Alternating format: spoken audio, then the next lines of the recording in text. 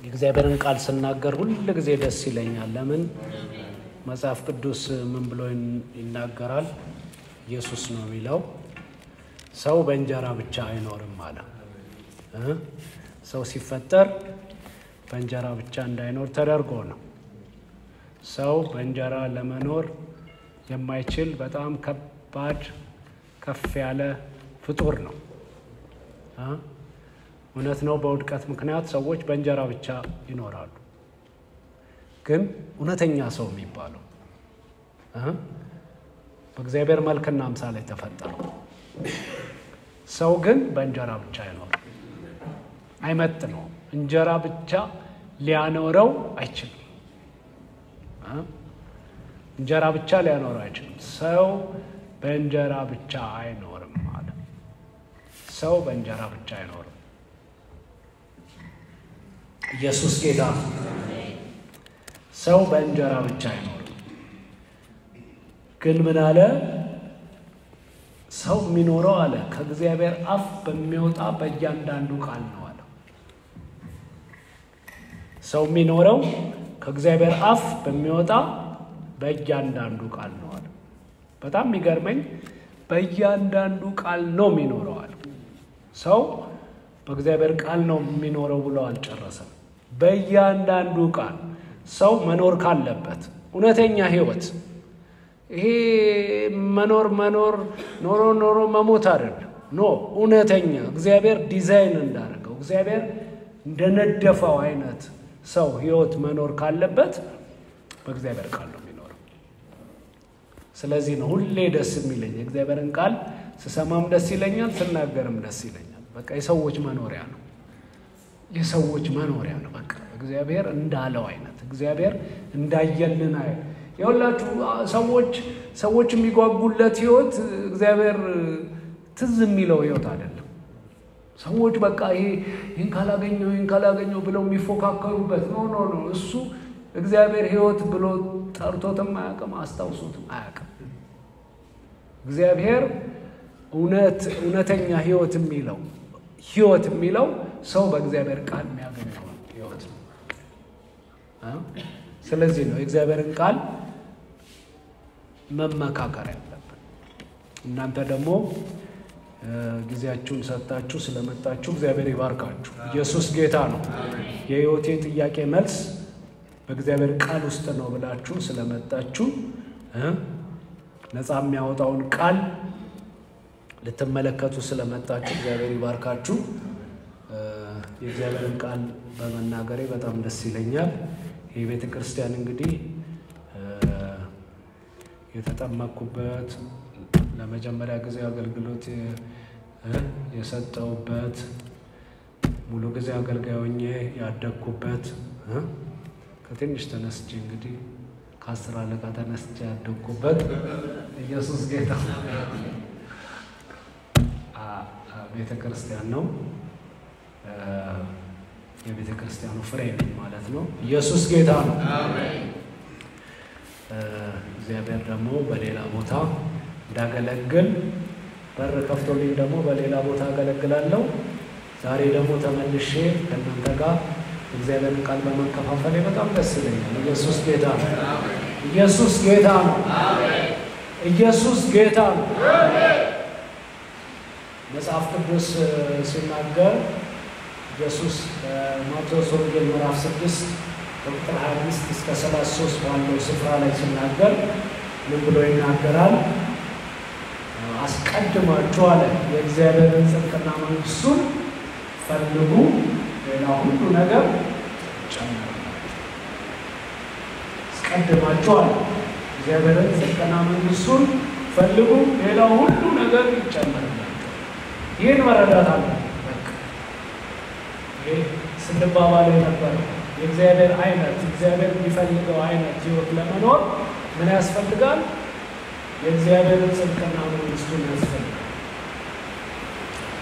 እንግዲህ ከተወሰነ ጊዜ በኋላ እኔ ብዙ እግዚአብሔር እንደዚህ ያደርግልኛል ብዬ በጣም መጓጓለት ነገር የለም። ይገርማል። ወይም ደግሞ በጣም መጸለይበትና እግዚአብሔር እንዲያርግልኝ ብዬ የምለው ነገር ወይም ብዙ ጊዜ አያሳስበኝም። እግዚአብሔር ለእኔ የሚያደርግልኝ አያሳስበኝም።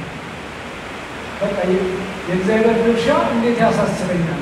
የእግዚአብሔር ድርሻ እግዚአብሔር እኔን አያማክር እኔን እንዴት እንደሚይዘኝ ማን ይመክረዋል? እኔ አላስታውሰው፣ እኔ አላበረታታ፣ ያልከታተል እሱ አያሳስበኝ። የሚያሳስበኝ ምንድነው? የኔ ድርሻ ኢየሱስ ጌታ እንዴት ልኑርለት፣ እንዴት ላስብለት፣ እንዴት ልናገርለት፣ እንዴት ልራመድለት፣ ምን ልሁንለት፣ ምን ልስጠው፣ እንዴት ራሴን መስዋዕት አድርጌ ልስጥ የሚለው ነው የሚያሳስበኝ። ዛሬም ደግሞ የምንነጋገረው በተመሳሳይ መልኩ እንዴት የእግዚአብሔርን መንግስትና ጽድቁን እንዴት በጸሎት እንፈልጋለን። ጸሎትን በተመለከተ ነው የምናገረው። በልቤ ያለው በጣም በልቤ የተቀመጠ ሸክም እና ያንን እነግራቸዋለሁ። ከምን አንጻር ነው? የእግዚአብሔርን ጽድቅና መንግስት እንዴት ነው የምንፈልገው? እግዚአብሔር ከእኛ የሚፈልገውን ኃላፊነት እንዴት ነው የምንወጣው የሚለውን ነው የምንነጋገረው። እግዚአብሔር ምንድን ነው ከእኛ የሚፈልገው? ምን ይጠብቃል ከእኛ? በተለይ ጸሎትን በተመለከተ ማለት ነው። ያንን እንመለከታለን። ምክንያቱም ማተኮር ያለብን እግዚአብሔር ለእኛ የሚያደርግልን ነገር ላይ ያለ ማተኮር ያለብን እኛ ለእግዚአብሔር ማድረግ ያለብን። ስለዚህ ነው በማቴዎስ ምዕራፍ 6 ቁጥር 25 እስከ 33 ስትመለከቱ ደቀ መዛሙርቱ ያተኩሩ የነበሩት ምንድን ነው? እግዚአብሔር ለእነሱ ስለሚያደርግላቸው ነው። ስለሚበሉት፣ ስለሚጠጡት፣ ስለሚለብሱት አይምሯቸው ተሞልቶ በቃ ሊፈነዱ ደርሰዋል። እግዚአብሔር ግን ምን አላቸው? በኢየሱስ ክርስቶስ አማካኝነት በዚህ ላይ አታተኩሯል። በትክክለኛ ነገር ላይ መንፈሳዊ ነገር የሁለት ፐርሰኖች የሁለት አካላት ስራ። እግዚአብሔር ብቻ የማይሰራውም ሰውም ብቻ አይሰራው። እግዚአብሔር የሚሰራው ነገር አለ፣ ሰው የሚሰራው።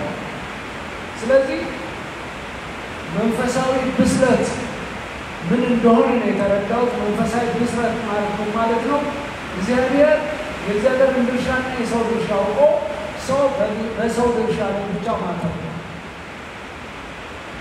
ምን አለ? አስቀድማችሁ አለ የእግዚአብሔርን ጽድቅና መንግስቱን ፈልጉ። ስለዚህ በጸሎት እንዴት የእግዚአብሔርን ጽድቅና መንግስቱን እንደምንፈልግ እግዚአብሔር ምንድን ነው ያለው? ለእኛ ምንድን ነው ኃላፊነት የሰጠን? ምንድን ነው? ምን እንድናደርግለት ነው የሚፈልገው? ምን ስናደርግለት ነው ደስ የሚለውን በአንደኛ ጢሞቴዎስ ምዕራፍ 2 ከቁጥር 1 እስከ 4 እንመለከታለን። አንደኛ ጢሞቴዎስ ምዕራፍ 2 ከቁጥር 1 እስከ 4 ይሄ በቃ እግዚአብሔር ለእናንተ የሚፈልገው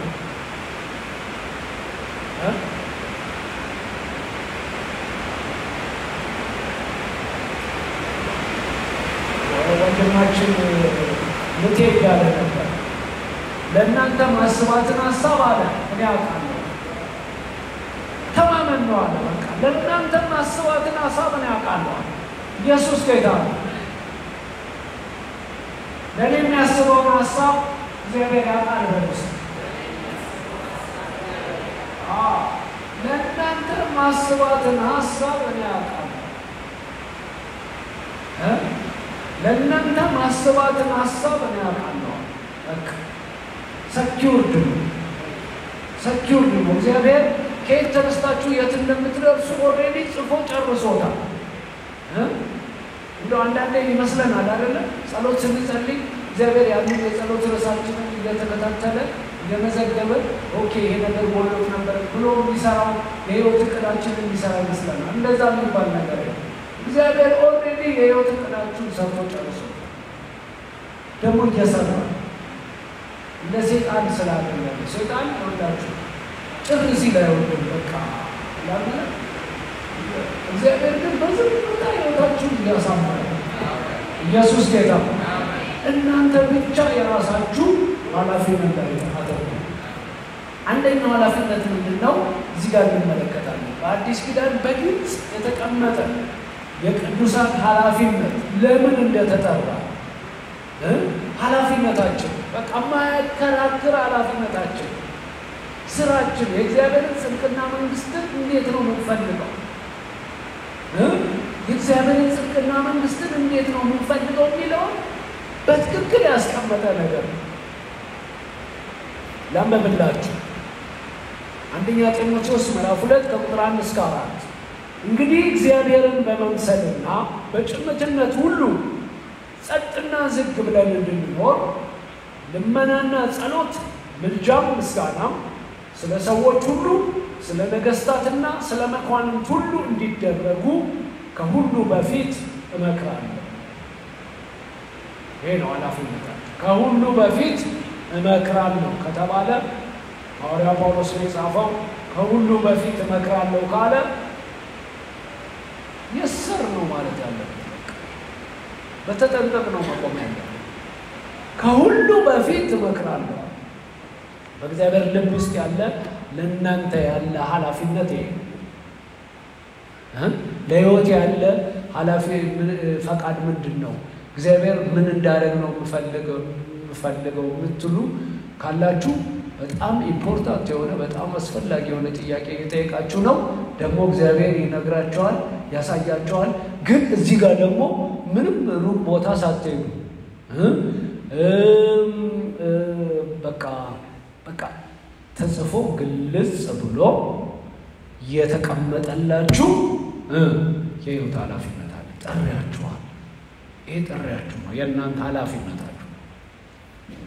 ሸክም ሊሆንባችሁ የሚገባ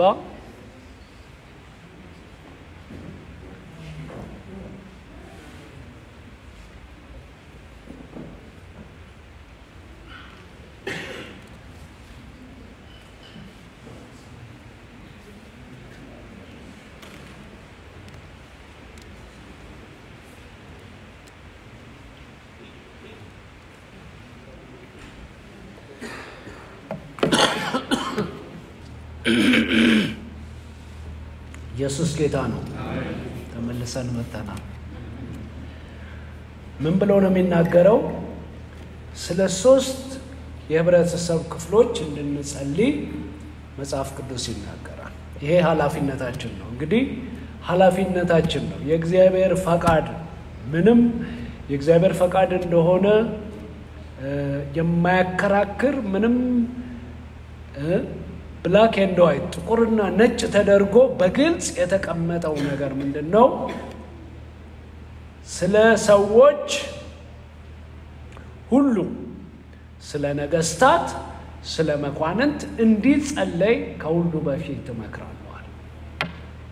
እግዚአብሔር ምን እያለ ነው? ጸሎታችሁን እየጠበቅኩ ነው እያለ ነው።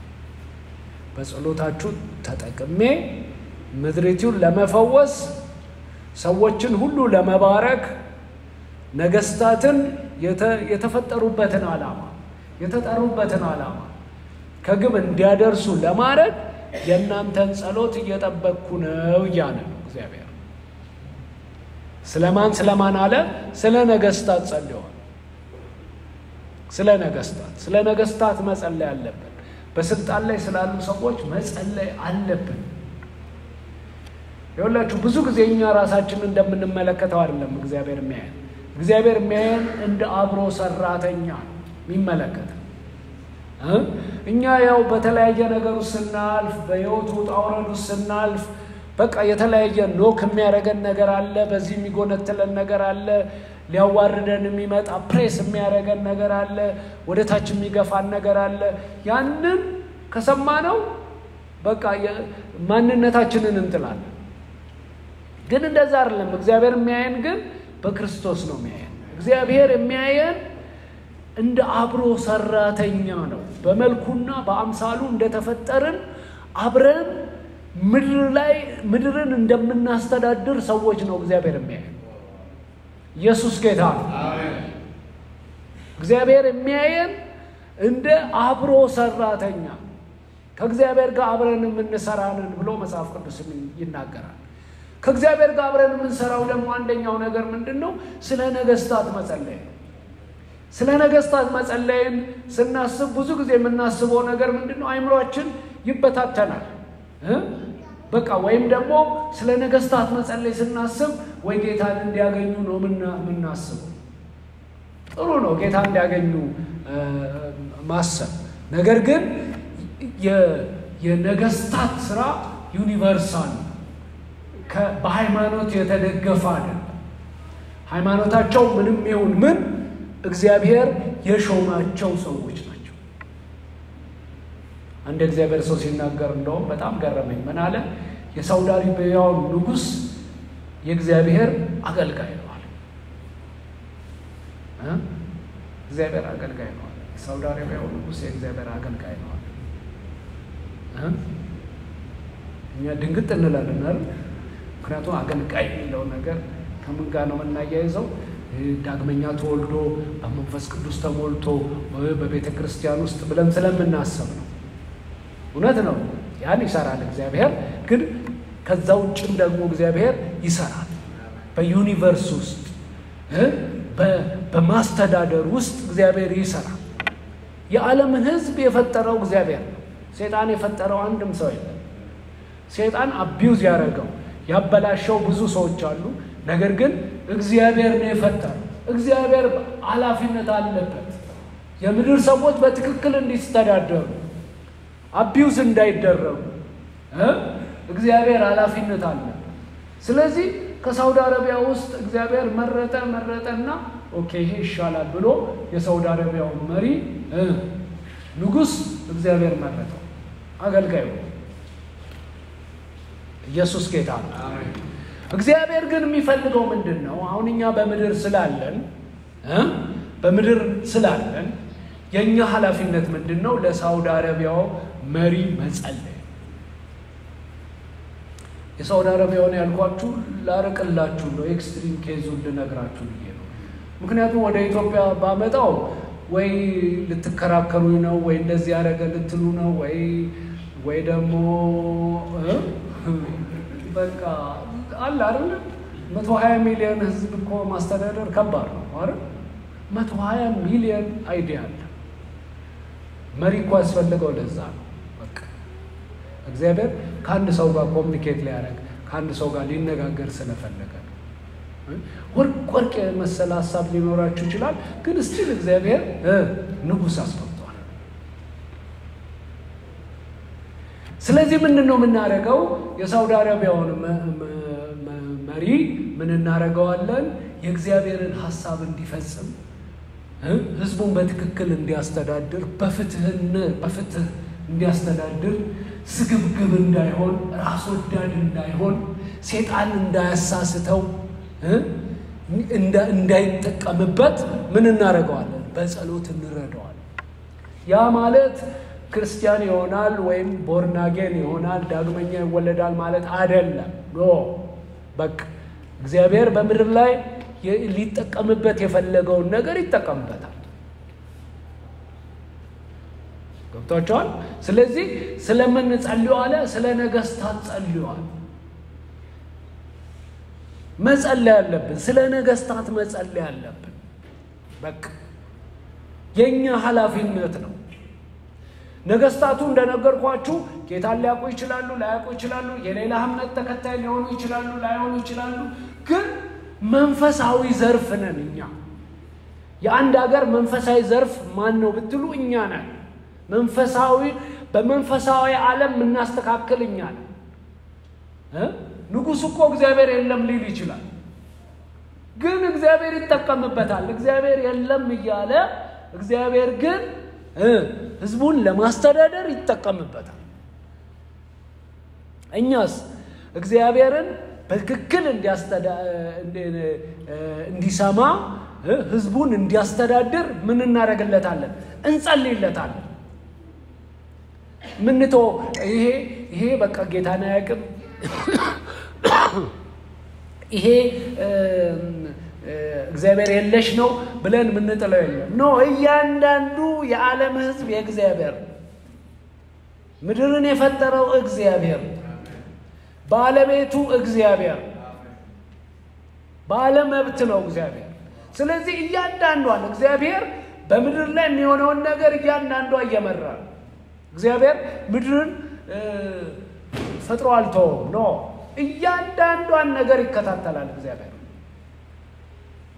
ነገስታትን ቼክ ያደርጋል በብሉይ ኪዳን ስትመለከቱ እግዚአብሔርን የማያውቁ ነገስታት እንኳን ቀላል ታገኘ ተብለዋል ለምንድን ነው እግዚአብሔር ይፈትናል ሚዛን አለው በምድራችን እንኳን ስንት ነገስታት አለፉ አይደለ አው እግዚአብሔር መርጧቸው ነበር ህዝቡን ያስተዳድሩ ነበር በቃ ሲል ደግሞ መንገዱን አሳይቷቸዋል ለምን እግዚአብሔር ባለቤት ነው ኢየሱስ ጌታ ነው አሜን የኛ ድርሻ ግን ምንድነው በስልጣን ላይ እስካሉ ድረስ ለነሱ መጸለይ መንፈሳዊ ዘርፍ ነን እኛ መንፈሳዊን ዓለም ላይ ረዱ ይችላሉ የሰይጣንን ዓለም ላይ ረዱ ይችላሉ የሰይጣንን ጥቃት ላይ ረዱ ይችላሉ እኛ እንረዳለን ባይረዱም ችግር የለም እኛ አለንላቸው ኢየሱስ ጌታ ነው እንጸልይላቸዋለን ስለዛ ነው ምን ብሎ የሚናገረው ስለ ሰዎች ሁሉ ስለ ነገስታት ስለ መኳንን እንዲጸልይ ከሁሉ በፊት መከራል መጸለይ አለብን ኃላፊነታችን ስለ ነገስታት ስለ መኳንን ስለ ሰዎች ሁሉ መጸለይ አለብን ስለ ነገስታት አለ ስለ መኳንን ደግሞ በየደረጃው በስልጣን ላይ ስላሉ ሰዎች መጸለይ አለብን መርዳት አለብን እንዴ እኛ ኮናቃለን መንፈሳዊውን ዓለም እናቃለን ማን እንደሆኑ እናቃለን በእግዚአብሔር ተሾሙ እናቃለን የእግዚአብሔርን ሐሳብ እናቃለን የእግዚአብሔርን ፍላጎት እናቃለን የእግዚአብሔር ፍላጎት ሰዎች በፍትህ እንዲተዳደሩ ነው እንዳይማረሩ ነው የእግዚአብሔር ፍላጎት ነገስታቱ ከሚገባቸው በላይ ህዝቡን እንዳይጨቁኑ ነው ስግብግብ እንዳይሆኑ ስግብግብ ይሆናሉ አይደል ስግብግብ እኮ ይሆናሉ እንዳይሆኑ ነው በጸሎት አፒታይታቸውን እንቆልፋለን ይሄ በቢሊየን የእንትን የሚሉትን በቢሊየን የሚዘርፉትን በቃ እኮ የማይበሉትን እኮ ነው የሚያባክኑት እኮ ከድሃው ነጥቀው የማይበሉትን ያባክናሉ ግን ምን እናደርጋለን እኛ እንጸልያለን የልጅነት ስልጣን አለ ምን አለ ጸሎት ምልጃ ምስጋና መደረግ አለበት መጀመሪያ ምስጋና መደረግ አለበት አቲቲዩዳችን ጥሩ መሆን አለበት ንጉሱን ስናይ ቴንክ ዩ ጋድ ማለት አለበት በቃ ስለ ንጉሱ ፖዚቲቭ መሆን አለበት ጭፍግግ ብለን አይደለም ስለ ንጉሱ ማሰብ ያለብን የእግዚአብሔር ስጦታ ነው ለኔ እንዲያስተዳድረኝ ማለት አለብን ገብቷችኋል ከዚህ አቲቲዩድ ነው የሚጀምረው ትራፊክ ፖሊሱን ስናይ እግዚአብሔር ተመስገን ስለዚህ ትራፊክ ማለት ነው እነዚህ ደግሞ ሌቦች መጡ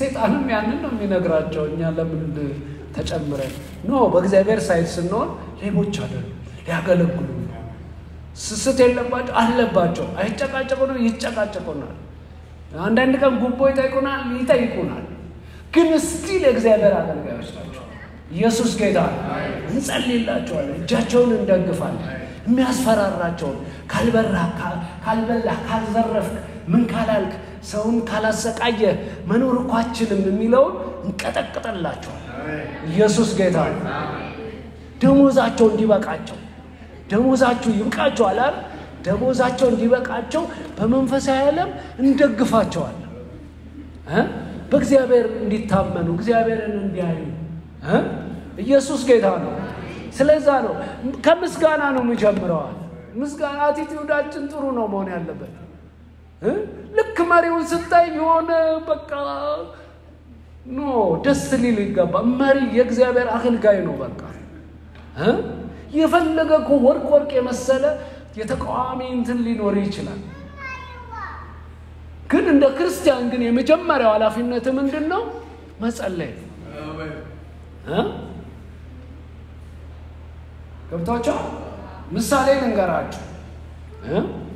እንግዲህ አይ ዶንት ኖ ፖለቲካውን ብዙ ስለማላውቀው ብዙ ምሳሌ ልሰጣችሁ አልችልም። ግን ልበላችሁ ምሳሌ ለምሳሌ ምሳሌውም ፈኒ ሊሆን ይችላል። ቅንጅት ልበላችሁ። የሆነ ታይም ላይ ዝነኛ የነበረ ተቃዋሚ ነው አይደል? ኦኬ የቅንጅቱ ኃላፊ አለ ልበላችሁ። የቅንጅቱ ኃላፊ ዋናው የቅንጅቱ ኃላፊ ክርስቲያን ከሆነ ቦርን አጌን ክርስቲያን ከሆነ ይኸውላችሁ የቅንጅትን ፖሊሲ ያወጣል፣ ሄዶ ይቃወማል፣ ፓርላማ ውስጥ ይቃወማል። ምን ይላል? እንዴት ብልጽግናን እንዴት እንደሚያሸንፍ ብዙ ነገሮችን ያቅዳል፣ ይቀሰቅሳል። ምን ይላል? ይቃወማል። በቃ ድካማቸውን አውጥቶ ያሳያል። ምን ይላል? ምረጡኝ ይላል፣ ይቀሰቅሳል። ምን ይላል? እንደ ክርስቲያን ግን የመጀመሪያው ኃላፊነቱ ምንድነው ብትሉኝ ስለ ዶክተር አብይ መጸለይ ነው። ያን ሁሉ አድርጎ ይኸውላችሁ ካልጸለየ ፌል አድርጓል። በቃ ክርስቲያን አይደለም። ይሄ አሁን ኤክስትሪም ኬዝ ነው ማሳያችሁ። ለምንድን ነው?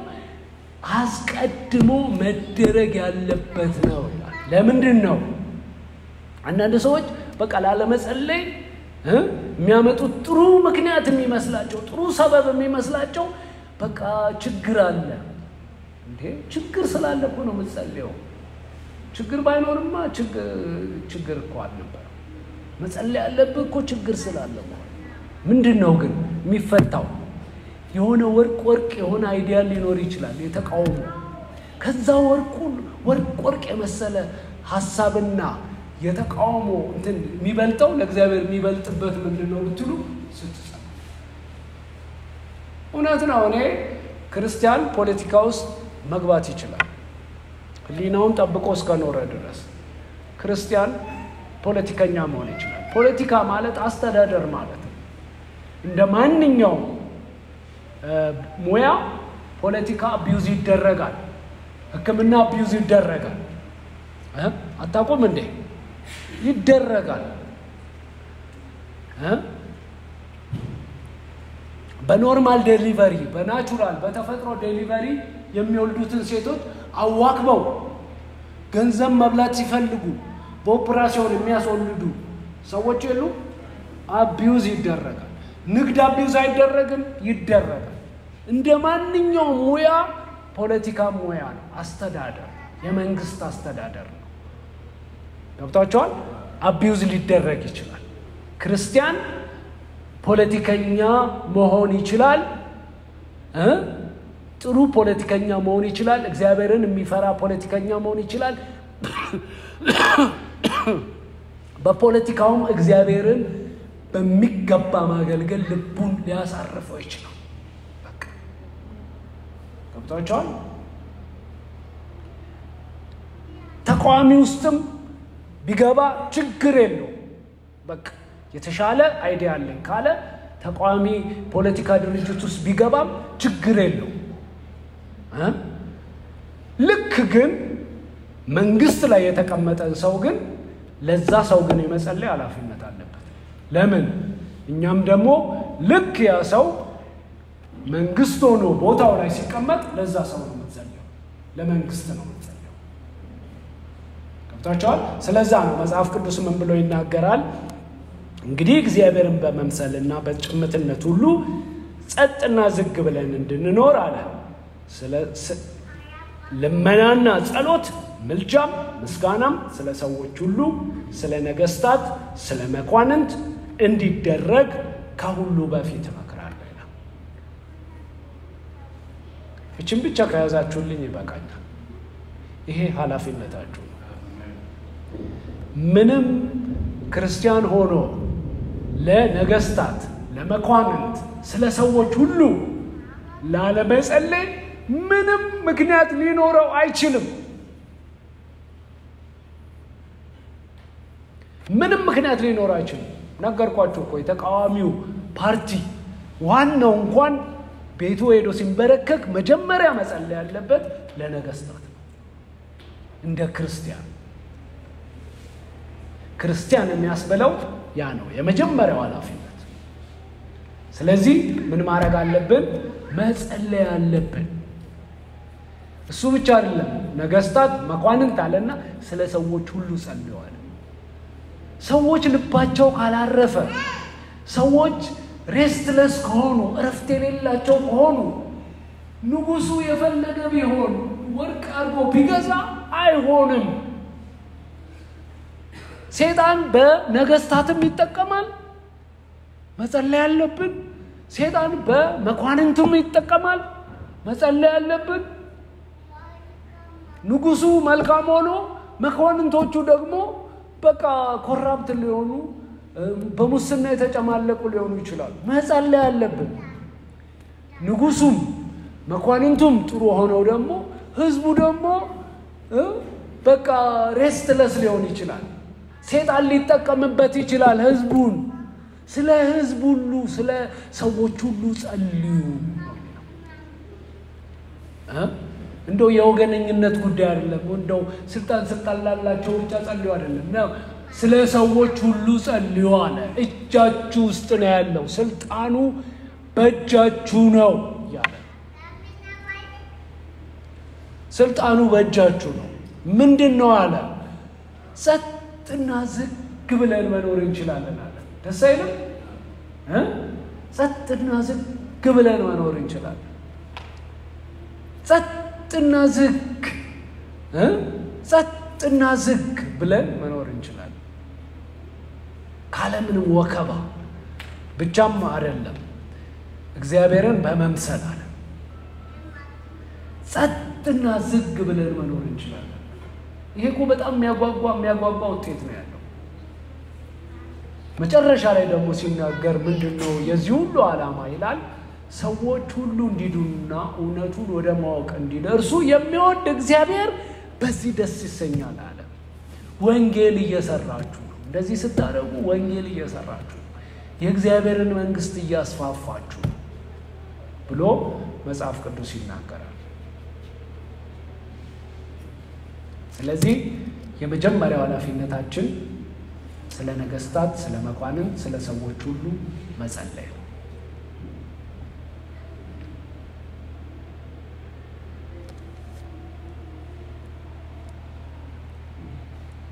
ተነስተን በእግዚአብሔር ፊት እንጸልያለን።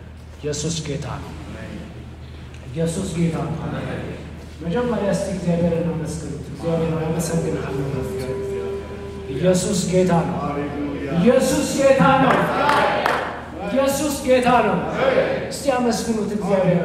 ለዚህ ታላቅ ዓላማ ስለ ሹማችሁ ለዚህ ታላቅ ኦፊስ ይሄ መንፈሳዊ ዲፓርትመንት ሆናችሁ ነገስታት፣ መኳንንት በዛ ሁሉ ችሎታቸው፣ በዛ ሁሉ የፖለቲካ እውቀታቸው፣ በዛ ሁሉ የመናገር ችሎታቸው፣ በዛ ሁሉ የማስተዳደር ችሎታቸው ሊሰሩት የማይችሉትን ነገር ነው እናንተ እግዚአብሔር ይሰጣል።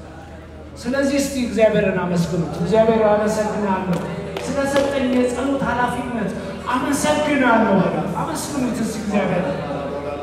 ድምጻችሁን መስማት ይፈልጋል እግዚአብሔር። እስቲ ድምጻችሁን አውጥታችሁ አመሰግናለሁ በሉ። አመሰግናለሁ ስለሰጠኝ ስለዚህ ትልቅ ኃላፊነት፣ ስለዚህ የጸሎት ዲፓርትመንት፣ የጸሎት ዘርፍ አመሰግናለሁ። በቃ በእጄ ላይ ስለሰጠኝ ስልጣን አመሰግናለሁ። ነገስታትን ሊለውጥ የሚችል፣ ሀገር ሊለውጥ የሚችል፣ ሰዎችን ሁሉ ሊለውጥ የሚችል የጸሎትን ስለሰጠኝ አመሰግናለሁ በሉ። አመስግኑት እስቲ እግዚአብሔር። ከፍ ከፍ አድርጉት። እግዚአብሔር ይመስገን። እግዚአብሔር ሊመሰገን ይገባዋል። ኢየሱስ ጌታ ነው። ከእርሱ ጋር አብረን ሰራተኞች እንድንሆን ያደረገን እግዚአብሔር ይመስገን። ከእርሱ ጋር አብረን የምንሰራ ነገስታትን የምንረዳን፣ መኳንንትን የምንረዳን፣ የመኳንንትን የነገስታትን የእግዚአብሔርን አገልጋዮች እንድንደግፍ ኢየሱስ ጌታ ነው።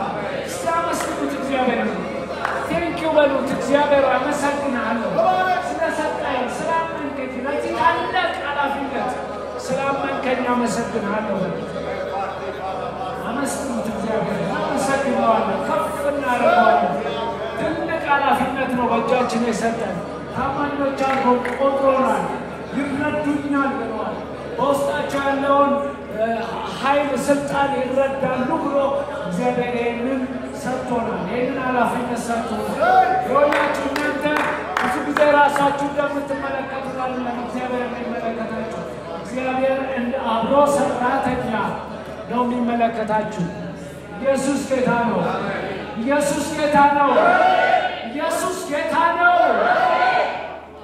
ኢየሱስ ጌታ ነው እናመሰግነዋለን እግዚአብሔር በቃ ለዚህ ስላመነን እናመሰግነዋለን ከመጸለያችን በፊት ራሱ ለዚህ ስላመነን እናመሰግነዋለን በቃ ለዚህ ታላቅ ዓላማ ለዚህ ታላቅ ስራ የጻድቅ ሰው ጸሎት በስራ እጅግ ኃይልን ታደርጋለች የሚነቅለው ነገር አለ የሚተክለው ነገር አለ የሚለውጠው ነገር አለ የሚያስተካክለው ነገር አለ ኢየሱስ ጌታ ነው ኢየሱስ ጌታ ነው ኢየሱስ ጌታ ነው አመሰግነዋለን ጌታን ከፍ እናደርገዋለን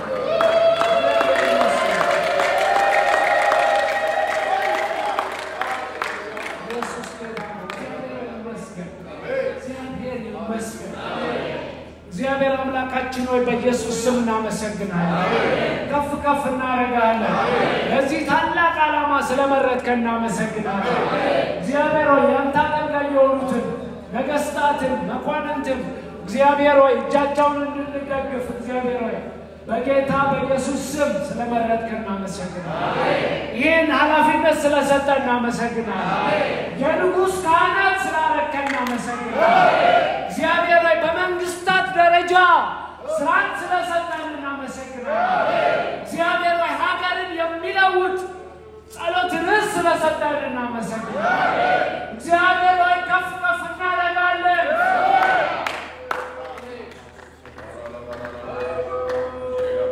እግዚአብሔር ሆይ እናመሰግናለን እናከብርሃለን እግዚአብሔር ሆይ ይህን ኃላፊነታችንን እንድንወጣ እግዚአብሔር ከኃላፊነቱ ጋር ጸጋን ስለሰጠን እናመሰግናለን ሞገስን ስለሰጠን እናመሰግናለን የልጅነት ስልጣን ስለሰጠን እናመሰግናለን እናከብራለን ከፍ ከፍ እናደርጋለን በጌታ በኢየሱስ ክርስቶስ ስም እንጸልያለን ይህንኑ ጸሎት ነው የምንጸልየው እውነት ነው ሁሉ ጊዜ እንጸልያለን ስለ ነገሥታት ስለ መኳንንት እንጸልያለን ብዙ ጊዜ እንጸልያለን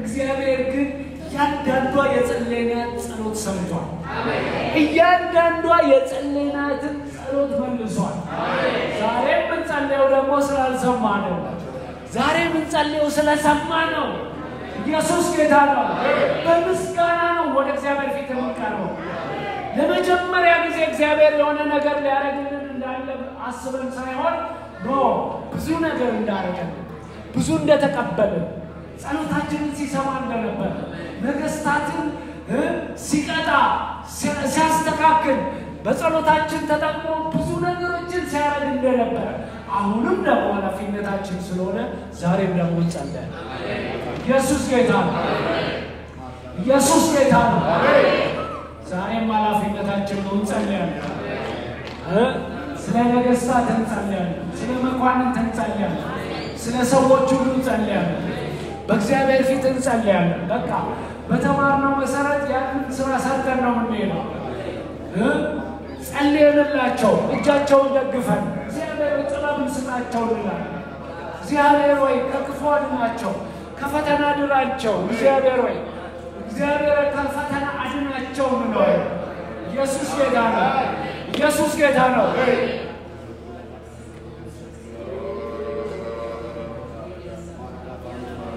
ሲሾም ያልበላ ሲሻር ይቆጨዋል ከሚለው ክፉ ከሆነ አስተሳሰብ እግዚአብሔር እንዲያድናቸው ኢየሱስ ጌታ ነው ክፉ አስተሳሰብ አለ፣ የሰይጣን ዶክትሪን አለ፣ የአጋንንት ዶክትሪን የአጋንንት ትምህርት አለ። ሲሾም ያልበላ ሲሻር ይቆጨዋል የሚል መጽሐፍ ቅዱስ ግን ሲሾም የበላ ሲሻር ለዘላለም ይቆጨዋል።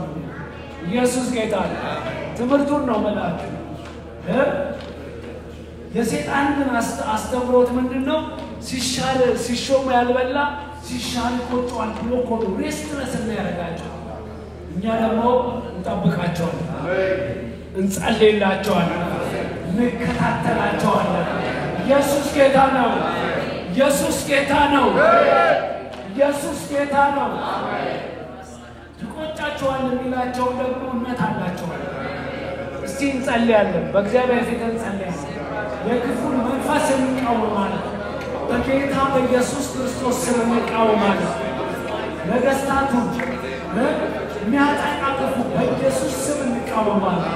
አንተውም በልጅነት ስልጣን ተጠቅመን እንቃወመዋለን። በጌታ በኢየሱስ ስም እንቃወመዋለን። በኢየሱስ ስም እንቃወመዋለን። ሕዝቡ ላይ እንዲጨክኑ የሚያደርግ ሕዝቡ ላይ እንዳይኖራቸው የሚያደርግ ቸልተኛ እንዲሆኑ የሚያደርግ ራሳቸውን ብቻ እንዲያዩ የሚያደርግ ስግብግብ እንዲሆኑ የሚያደርገው ክፉ ይቃወመዋል። ሰይጣን ሕዝቡን ሊያጎሳቆል ሲፈልግ ነገሥታቱን የሚጠቀመው፣ እኛም ደግሞ ሕዝቡን የምንጠብቀው በነገሥታቱ ሀሳብ አማካኝነት ነው።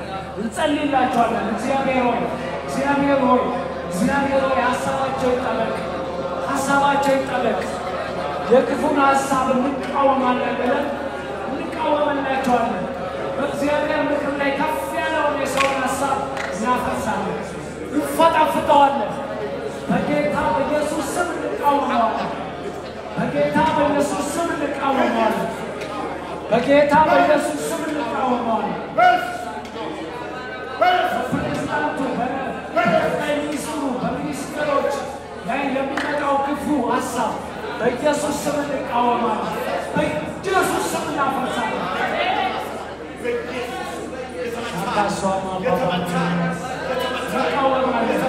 እንቃወማለን። የጻድቅ ሰው ጋር መስዋዕት እጅግ አይነት አይመስለች ስራ ሰርተነው እንሄደው ነቃቅለነው ነው እንሄደው በቃ ነቃቅለነው ነው ክፉ የማይረባው የማይጠቅመው የሰይጣን የሆነው ነቅለነው ነው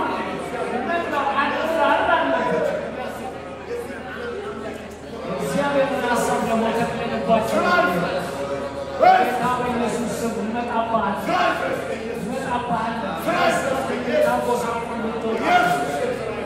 ነገሥታትን ከእግዚአብሔር ጋር የተፈጠሩበትን ዓላማ እንዳይሰሩ እንቅፋት ብትሆን ሀሳባቸውን እንድታጠፍ ሀሳባቸውን እንድታፋፍን በጌታ በኢየሱስ ስም እንቃወማለን። እንመጣብሃለን በጌታ በኢየሱስ ስም ጌታ በኢየሱስ ስም እንመጣብሃለን። ሻቃሶና ባባዬ ካሶና ባባዬ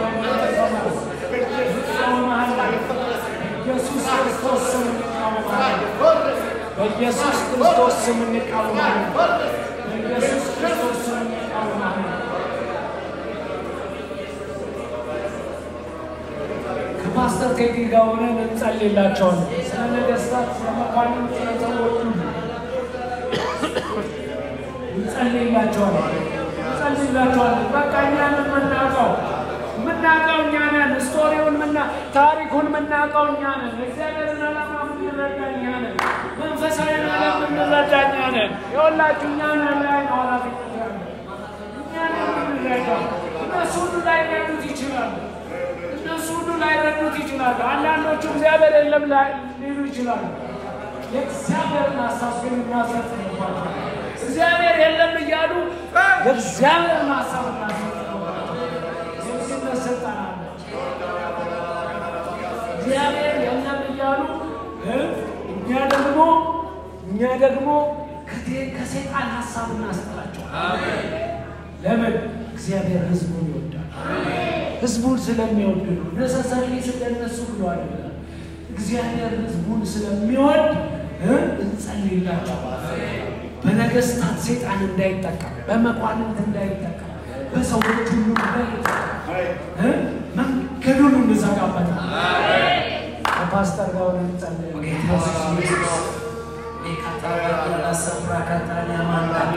እግዚአብሔር አባት በኢየሱስ ስም እናመሰግናለን ባረካት እቺን ምድር ስለሰጠን ስም ይባረክ በምድሪቱ ላይ ስላሉ ሰዎች ሁሉ እናመሰግናለን በምድሪቱ ላይ ስላኖርካቸው ወንዶች ሴቶች ሽማግሌዎች ህፃናቶች እግዚአብሔር ሆይ እጅግ አድርገን